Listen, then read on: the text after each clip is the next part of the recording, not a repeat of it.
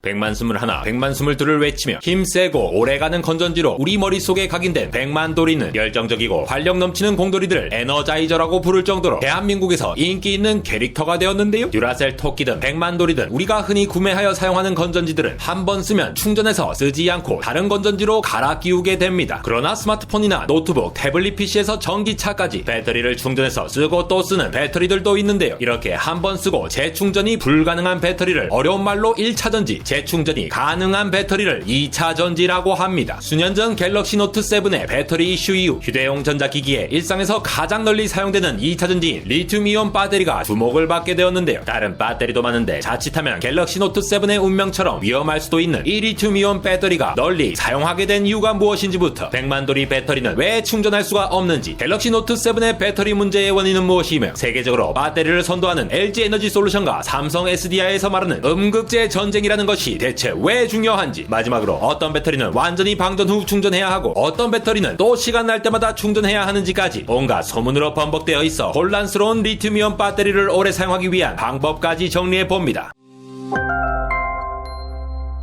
배터리를 사용하는 전자기기들이 동작하는 이유는 너무나도 당연하지만 배터리가 전기를 발생시켜 전자기기로 전류가 흐르게끔 할 수 있는 녀석이기 때문이죠. 전류가 흐른다는 것은 쬐끄만한 전자들이 한쪽 방향으로 움직이게끔 하는 것이니 배터리는 어떤 수를 써서라도 바로 이 전자가 마이너스 극에서 플러스 극으로 흐를 수 있게 하는 것이 지상 최대의 목표입니다. 바로 이 핵심 원리가 어떤 배터리를 사용할 수가 있을지, 충전이 가능한지 여부를 결정하는 것인데요. 학창시절에 배웠던 것과 같이 세상의 모든 원자들은 그 주변에 전자가 돌고 있죠. 그럼 이 전자들을 원자 분자로부터 떼어낼 방법만 있다면 전자가 떼어지는 곳에는 마이너스 극, 이 전자들을 끌어당기는 곳을 플러스 극으로 하여 전자가 움직인다, 즉 전류를 흐르게 할 수 있죠. 배터리가 동작하는 과정을 크게 부려쳐서 나누어 보면 흘러보낼 전자들을 확보하는 과정과 이 전자들이 자연스럽게 플러스 극 쪽으로 움직여 전자가 다시 안정적으로 원자로 돌아가는 과정으로 나뉘는데요. 우리가 알고 있는 다양한 금속들 중에는 가만히 있어도 전자를 쉽게 내어놓는 금속들이 있는데 학창시절 화학시간 칼카나마, 아라철, 니주나, 수구수음, 백금, 금이라고 외웠던 금속의 반응성에 대한 이야기를 짚고 넘어가면 좋을 것 같습니다. 칼카나마 쪽으로 갈수록 반응성이 높아 금속의 전자들이 빨리 탈출하고 싶어하는 금속으로서 고등학교 화학실에서 동전만한 칼륨이나 나트륨 덩어리를 자칫 잘못하여 물에 퐁당 빠뜨리면 잔장에 들어있는 비커들을 모조리 다 깨버릴 만큼 미친 듯한 폭발을 보여줍니다. 이와는 반대로 수구수음, 백금, 금 쪽으로 가면 갈수록 전자를 잘 내놓지 않는 반응성이 낮은 금속들인데요. 외부로부터의 전자를 잘 받아들여서 안정적인 상태를 유지하려는 이 금속들은 정처 없이 떠돌아다니는 전자들을 끌어당기게 됩니다. 그래서 배터리를 만들 때에는 전자를 잘 내어주는 금속을 마이너스 극으로 둠으로써 전자를 계속 내어주게끔 하고, 전자를 잘 받으려는 금속을 플러스 극으로 두게 되면 결과적으로 전자들이 방출된다, 즉 방전의 과정을 거쳐서 배터리가 전기를 공급할 수 있게 되는 것이죠. 일상에서 흔히 사용하시는 백셀, 에너자이저, 듀라셀 건전지들은 한번 전류가 흐르면 충전이 되지 않는 1차 전지인데요. 이산화망간, 아연을 사용하면서 전자들이 잘 이동하는 전해액을 알칼리성인 수산화 칼륨을 사용하는 알칼리 전지가 대표적입니다. 마치 계단을 내려올 때에는 중력에 몸을 맡긴 채 다다다다 가벼운 발놀림으로 내려오지만 계단을 오를 때에는 대퇴사두와 고관절 직근에 엄청난 힘이 들어가면서 헥헥거리며 올라가야 하듯이 배터리에서는 마이너스 극에서 나온 전자들이 자연스럽게 플러스 극으로 흘러가 버릴 수는 있지만 그 반대를 위해서는 억지로 전력을 공급하는 과정이 필요한데요. 바로 이 과정이 여러분들께서 잘 아시는 충전입니다. 스마트폰과 같이 충전하여 또 쓰고 또 쓰는 2차 전지가 되려면 똑똑하신 여러분들께서 짐작하셨듯이 충전기와 같은 별도의 전원 공급을 통해 전자들을 억지로 밀어붙이는 것도 필요한데요. 기존 1차 전지의 경우 이렇게 밀어붙여도 전자들이 다시 회귀할 만한 환경이 못 되는 것이죠. 여기서 충전이 가능한 2차 전지가 등장합니다. 1차 전지와 마찬가지로 2차 전지는 사용하는 재료의 종류에 따라 얘네들이 뿜뿜되는 전자의 양이나 배터리의 용량, 전압 등의 특징이 달라지는데요. 부풀어 오르거나 폭발의 위험은 없는지 여전히 걱정이 되긴 하지만 여기저기 죄다 쓰고 있는 2차 전지의 대표 주자가 바로 리튬이온 배터리이죠. 마치 공대 학과 행사에서 참을 수 없을 정도로 나대고 싶어하는 ENTP 공돌이가 틈만 나면 개인기와 장기 자랑을 해대는 것처럼 칼카나마보다도 반응성이 너무나도 좋아 틈만 나면 전자를 내놓으려는 리튬을 사용하는 것인데요. 순수한 리튬 원자는 너무나도 쉽게 흥분하여 전자를 마구마구 내뱉기에 탄소와 결합한 형태를 만들어 사용하게 됩니다. 한 공대 개강총회 뒤풀이에서 수많은 공돌이들 가운데 아르미가 있다면 시간이 흐르면 흐를수록 점차 아르미를 중심으로 체크무늬 셔츠들이 모여드는 것과 같이 결국 배터리의 배터리의 방전과 충전 모두 서로 다른 극을 향해 끌려가는 과정으로 이해하시면 되는데요. 완전히 방전된 리튬이온 배터리를 보면 플러스 극에는 리튬 산화물 형태로 리튬들이 옹기종기 모여있고 학창시절 연필심 싸움하던 바로 그 연필심 성분 흑연이 육각형 구조로 구멍이 숭숭숭 나있는 상태로 마이너스 극에 있습니다. 이러한 배터리의 재료들 중 플러스 극에 사용하는 재료다 하여 양극재, 마이너스 극에 사용하는 재료라 음극재라고 불리는 것인데요. 그럼 이 방전된 리튬이온 배터리를 한번 충전해 봅시다. 플러스 극에서 산화물 형태로 아주 평화롭고 안정적인 삶을 누리고 있는 리튬에 갑자기 충전기를 꽂아 전압을 걸어 귀찮게 해버리면 리튬 산화물은 다시 리튬과 산소가 분리되어 버리는데요. 감당할 수 없는 리액션과 흥분하기 좋아하는 리튬 원자는 온몸을 흔들어 제끼며 전자를 내놓고는 리튬이온이 됩니다. 이렇게 플러스 극에서 나타난 리튬이온은 전해에게 몸을 맡긴 채 마이너스 극으로 가버리는데요. 바로 이때 마이너스 극 흑연의 구멍 숭숭 난 부분에 리튬이온이 낑겨 들어가게 됩니다. 아무런 자극 없이 평화롭게 지내던 배터리는 플러스 극에서 마이너스로 점차 방전이 되지만 충전기는 플러스 극보다 마이너스 극의 전압을 강제로 높여버리면서 플러스 극에서 리튬이 내놓는 전자들이 상대적으로 더 높아져 버린 마이너스 극으로 이동할 수 있게 하는데요. 이때 전자들이 이동할 수는 없는 성분의 전해액이 아닌 별도의 전기선을 따라 전자들이 이동하면서 완충된 상태의 배터리가 됩니다. 이렇게 충전된 리튬이온 배터리가 방전할 때를 살펴보면 마이너스 극의 흑연에서는 구멍이 숭숭 난 육각형 흑연 구조의 사이사이에 전자를 받아들인 리튬 원자들이 흑연 모양을 따라 쏙쏙쏙 낑겨 있습니다. 이러한 리튬 원자들은 여전히 리액션 좋고 흥분하기 좋아하는 녀석들이라 점차 전자를 마구 내놓으면서 리튬이온이 되는데요. 이때 튀어나온 전자들은 전해액이 아닌 별도의 전기선을 통해서만 이동을 하게 되는데 바로 이때 전류가 흐르게 됩니다. 반면에 붕붕 떠다니던 리튬이온은 분리막을 통과하여 건너편 플러스극 쪽에서 전자를 만나게 되면 다시 리튬 원자가 되죠. 이렇게 리튬이온 배터리에서의 방전과 충전은 그 상태에 따라 플러스극과 마이너스극을 찾아가는 그야말로 양과 음이 서로를 찾아다니는 매우 자연스러운 현상을 이용한 것인데, 여기에 플러스극과 마이너스극을 분리해놓는 용도로 사용되는 분리막은 두 극이 만나 합선이 되지 못하게끔 하는 말 그대로 분리를 하기 위한 막이지만, 이러한 분리막의 두께를 줄이면 줄일수록 양극재와 음극재 소재를 더욱더 많이 우겨 넣을 수가 있어 배터리의 용량이 커지게 됩니다. 또한 분리막은 적어도 리튬이온이 서로 다른 극으로 넘어갈 수 있게끔 하기 위해서 막 중간중간에 아주 작은 구멍을 뚫어 놓아야 하는데요. 이렇게 너무 얇게 만들면 플러스극과 마이너스극이 접촉할 수 있는 위험성이 있기에 이를 조절하기 위한 다양한 연구와 신소재가 개발이 되고 있습니다. 한편 차세대 2차 전지 개발에 가장 주목을 받는 부분은 바로 음극재입니다. 현재 가장 널리 사용되는 음극재는 앞서 말씀드린 육각형의 구멍이 숭숭 뚫려있는 층상구조인 흑연인데요. 이러한 흑연의 층상구조는 배터리를 방전하고 충전함을 반복함에 따라 리튬이온이 낑겼다 뺐다를 반복하면서 마이너스 극의 부피가 계속 변하게 되며, 이는 흑연의 구조를 점차 뭉개지게 만듭니다. 바로 이러한 문제 때문에 여러분들께서 스마트폰을 너무 완전히 방전한 다음 충전을 하게 되면 흑연 구조가 더욱 뭉개져 버릴 수 있는 위험이 있고, 이는 결국 배터리의 수명이 줄어드는 것으로 이어지는 것인데요. 특히 배터리가 충전되고 방전될 때에는 배터리의 자체 부피가 이러한 양극재나 음극재 영향에 따라 바뀌게 되는데, 스마트폰과 같이 특정한 프레임에 밀어넣게 되는 경우에는 배터리가 커질 것을 염두에 두고 약간의 공간을 마련하게 되며, 만약 부피 변화가 크지 않은 다른 재료를 사용할 수가 있다면 애써 만들어 놓은 빈 공간까지 죄다 배터리로 꽉꽉 채울 수가 있으니 용량을 더욱 크게 만들 수가 있는 것입니다. 일반적으로 흑연의 수명은 양극재로 사용되는 리튬 산화물보다 수명이 짧기 때문에, 반대로 보면 혁신적인 음극재 개발이 곧 리튬이온 배터리의 수명을 늘릴 수 있는 것이며, 이는 결국 일론 머스크와 팀 쿡이 꿈꾸는 한 번 충전으로 오래오래 달리는 전기차의 꿈까지 이어질 수 있는 것이죠. 흑연을 대체할 규소, 리튬, 티타늄 등의 다양한 음극재가 검토되는 가운데 아직까지도 흑연을 사용하고 있는 것은 흑연이 리튬 금속과 비슷한 전압 수준을 보여주기 때문에 전자기기에서 필요한 충분한 고전압을 구현할 수 있기 때문인데요. 차세대 리튬이온 배터리의 개발에 직결된 음극재 소재 개발과 관련해서는 2019년 세계 최초로 음극재에 실리콘 음극재를 탑재하여 화제가 되었던 LG 에너지 솔루션은 물론 삼성 SDI와 같은 기업에서는 차세대 배터리 소재 개발에 매진을 하고 있습니다. 특히 실리콘 음극재의 경우는 흑연보다도 에너지 밀도가 10배나 높아 더욱 오랫동안 전력을 공급할 수 있어 전기차에 적절하다고 평가받는 반면, 흑연이 층상구조로 건실한 주상복합 아파트라면 실리콘은 쪼꼬미 애기들이 방방 뛰어노는 고무풍선 집처럼 경우에 따라 부피가 더 많이 커질 수가 있으며, 갤럭시 노트 7의 배터리 스웰링 현상보다도 더 심각한 부풀어 오름 현상이 일어날 수 있는데요. 이를 대응하기 위해 LG 에너지 솔루션은 더 이상의 팽창을 막기 위해 탄소 나노튜브 도전제를 첨가함으로써 상용화가 가능한 기술을 확보해 나가고 있죠. 그 외에도 탄소 원자 60개가 오각형과 육각형 꼭지점으로 연결된 축구공 모양의 탄소 동수체인 플로렌을 리튬이온에 적용하는 방법이나 다른 신박한 소재들로 대체하는 방법이 실험실에서 연구 단계로서 의미 있는 성과를 보여주고 있어 충전기가 없어 똥 마려운 강아지처럼 안절부절 못하는 일이 미래에는 적어질지도 모르겠습니다. 삼성의 갤럭시 노트 7의 경우 경우 배터리 발화 사건으로 인해 1차적으로 리콜한 다음에도 배터리 문제가 발생하여 2차 리콜까지 이어지기도 하였는데요. 1차 리콜 때만 하더라도 배터리 용량을 늘리기 위해 무리하게 분리막을 얇게 만드는 것을 원인으로 보았지만 2차 리콜 때 분석한 결과로는 제조사별로 분리막이 거의 비슷하다는 점에서 다른 원인을 찾게 되었습니다. 특히 포브스를 비롯한 엔지니어 리뷰 사이트에서는 노트7에 너무나도 많은 부품들이 밀집되어 있어 배터리에 압력이 가해졌다고 보고 있는데요. 이는 앞서 말씀드렸다시피 배터리의 부피가 변할 수 있는 리튬이온 배터리의 경우 충분한 공간이 있어야 하지만 지속적으로 압력이 가해지다 보니 분리막이 망가져 버렸을 것이라고 보는 시각입니다. 한편 2017년 1월 27일 삼성은 노트7의 발화 원인을 배터리 자체 결함으로 결론을 내렸는데요. 노트7 20만 대와 배터리 3만 개로 3, 4개월 동안 700여 명의 연구 개발자를 투입하여 발화를 재현하는 데 성공합니다. 이에 따라 삼성 SDI나 ATL 배터리에서 서로 다른 발화 원인이 존재하며 일부 배터리는 노트7 본체와 조립하기 전 입고 당시부터 불량 상태였다고 하는데요. 삼성 SDI의 균일하지 않은 눌림이나 음극판 쪽의 분리막이 변형되는 문제, ATL의 이음새 부분이나 분리막 조합 등의 이슈 등으로 단락이 나타났다고 결론 내었습니다. 이렇게 배터리 이슈가 빵빵 터지는 뉴스도 있었고 주식시장에서는 배터리 음극재에 대한 이야기로 관련 기업들이 떡상하던 시절도 있었지만 내 스마트폰이나 장난감 시계 등의 충전기에 대한 회개한 소문들이 너무나도 많아 대체 어떻게 충전을 해야 할지가 매번 헷갈리는데요. 다 방전되지 않은 상태의 배터리를 어중간한 지점에서 충전을 하게 되면 전기가 남아있음에도 불구하고 충전기가 방전 상태로 기억해 최초의 용량보다도 더 작은 용량을 기억하고 있다는 것입니다. 이 말은 즉 배터리는 완전히 방전한 다음 충전해야 한다는 말인데요. 이 말은 맞기도 하고 틀리기도 합니다. 맞다는 건 바로 니켈 카드뮴 배터리와 같이 메모리 효과가 있는 배터리에 한정된 것인데요. 일반적으로